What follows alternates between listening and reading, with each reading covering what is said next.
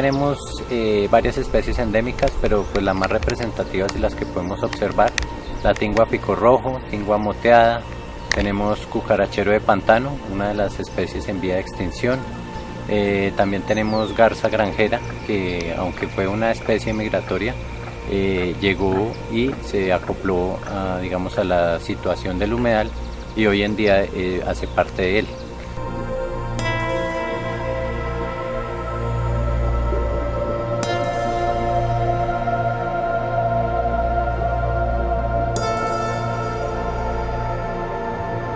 También tenemos especies como la tingua bogotana, que también está en vía de extinción debido a los cambios que han surgido por los niveles antrópicos que se han manejado últimamente sobre el humedal.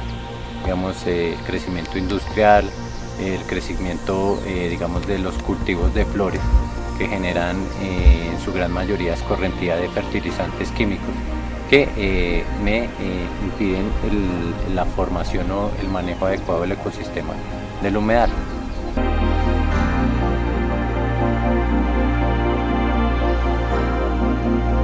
Otras especies que tenemos también, la rana sabanera, que está también, digamos, una de las especies que está en peligro. Es una especie verde algo impactante, es pequeña. Su color, aunque es brillante, no es una especie tóxica, es una especie normal. También tenemos la culebra sabanera, es otra especie que no es tóxica tampoco, no genera ningún tipo de, por su mordedura, veneno o alguna contraindicación hacia la salud. Sin embargo, es otra especie que también está digamos, en peligro de desaparecer en los humedales, sobre todo en el humedal Gualí.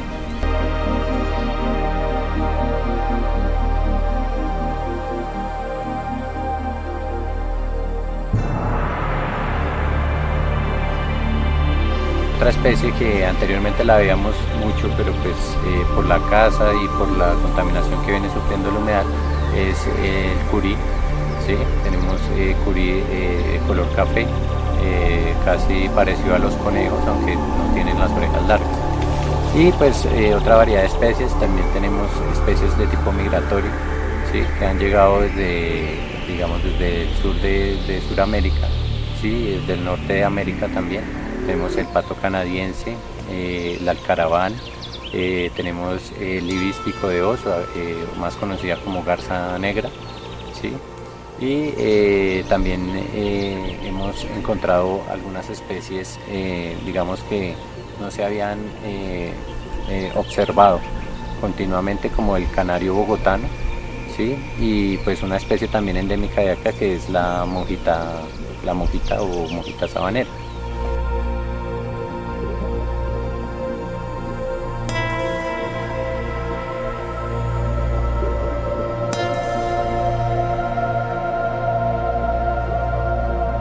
Estas especies, cuando tenemos nosotros, digamos, invierno en las zonas del norte, estas especies empiezan a migrar hacia la zona sur. Entonces estamos hablando del pato canadiense, digamos, el alcaraván, que viene desde la Orinoquía, ¿sí? Entonces cuando empiezan las zonas, digamos, el desarrollo invernal o la estación invernal en lo que es Norteamérica, pues vamos a tener el pato canadiense más o menos hacia octubre, noviembre, ¿sí?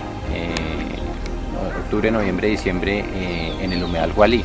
Siempre y cuando ellos puedan observar, es importante esto, siempre y cuando ellos puedan observar el espejo de agua que pues normalmente está ocupado por una especie de planta que es macrofita, que es el buchón y la lenteja de agua, además de la enea y el junco.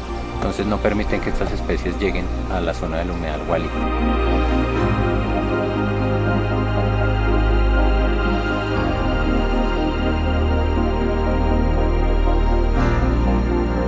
Otra especie es el ibis pico de oso, que viene desde el sur de América, ¿sí? Ella cuando están en invierno, que es más o menos hacia junio, julio, empieza también a migrar hacia las zonas norte, o sea, hacia Centroamérica, y pues llegan a la laguna o a la humedal Gualí.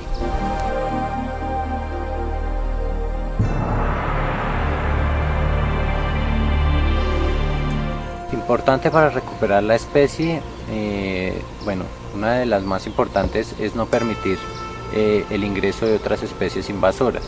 Desafortunadamente o anteriormente se utilizaba la trucha, ¿sí? Esta generaba como una afectación hacia la guapucha, ya que es una especie más pequeña, ¿sí? Entonces la trucha interactuaba en el ecosistema y generaba que la trucha se comiera a la guapucha. Entonces eso es una. Dos es las características del agua. Debido a que, como le venía comentando, tenemos escorrentía de fertilizantes, ¿sí? por la actividad agrícola y la actividad de las floriculturas. Entonces me generan a mí un cambio en la caracterización del agua y que no me permiten una oxigenación de la misma, porque esos fertilizantes necesitan una cantidad de oxígeno y ese oxígeno es arrebatado del oxígeno que tiene el agua. Entonces no me va a permitir manejar un espacio, un hábitat para la guapucha.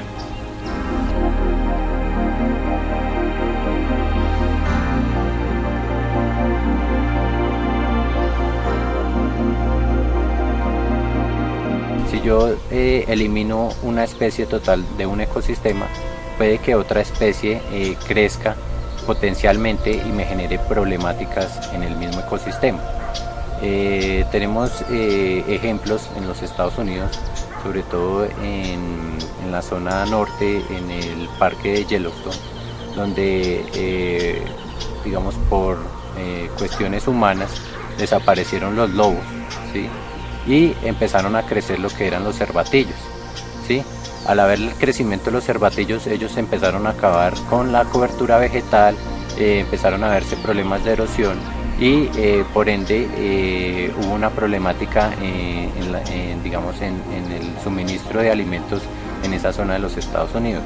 Entonces, si vemos, el desaparecer una especie me genera a mí cambios rotundos en todo un ecosistema. Entonces ese sería como un ejemplo. Si yo desaparezco una especie, aquí como la monjita o como el cucarachero de pantano, que son especies que me permiten a mí manejar,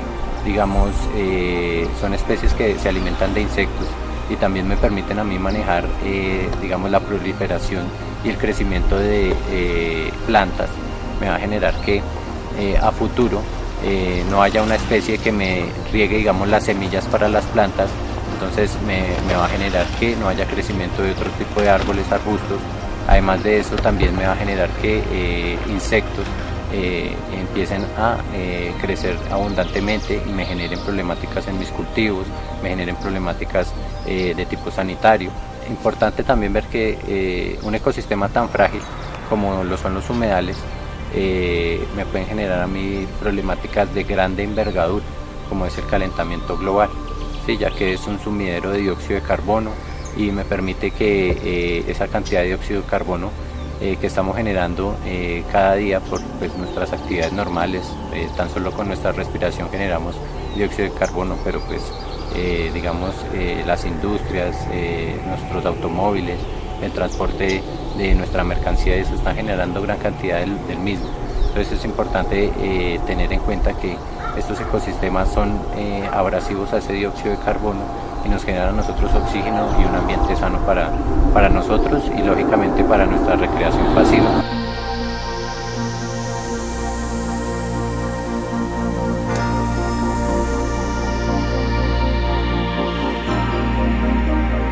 Tenemos gran variedad de ellas, tenemos tingua pico rojo, tenemos pico verde, la tingua azul, que más o menos hacia enero, febrero se soltaron 20 especies de tingua azul sobre el humedal Jaboque en Bogotá. Entonces la idea es que estas especies vuelvan a retomar sus humedales y nosotros como funzanos podamos también observar este tipo de especies que para los amantes de la naturaleza es un equilibrio tanto humano como mental, porque es importante tener estos espacios para el desarrollo naturaleza humano, ¿sí? Que permite que creamos y sensibilicemos un poco nuestra cultura. y de esta manera podamos proteger todo este tipo de ecosistemas.